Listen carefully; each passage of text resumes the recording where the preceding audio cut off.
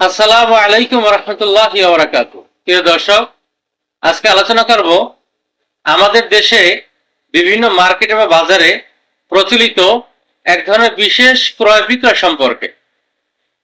সে বিশেষ ক্রয় বিক্রয় হলো এই যে, যদি গ্রাহক বা ক্রেতা নির্ধারিত পরিমাণ পণ্য ক্রয় করে, তাহলে ওই বাজার বা মার্কেটের পক্ষ থেকে একটি কুপন দেওয়া হয়।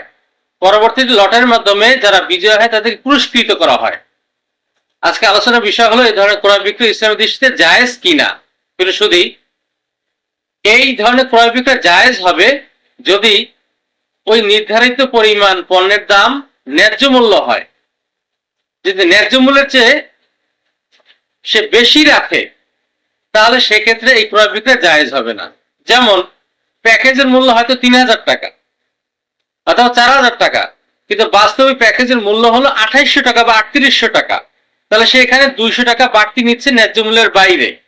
এখন যদি সে কুপন দেয় এবং পরবর্তী লটের মধ্যে পুরস্কৃত করে, তাহলে সম্পূর্ণ জুয়া হবে, নাজায়েজ হবে। তবে হ্যাঁ, যদি বাস্তবিক প্যাকেজের মূল্য ৩,০০০ হয়, ৪,০০০ হয়, ৩,৫০০ হয়, এক্ষেত্রে যদি বাস্তবিক সেটা রাখে, এরপর কুপনের মাধ্যমে নির্ধারিত কিছু গ্রাহককে পুরস্কৃত করে, তাহলে সেটা জায়েজ আছে।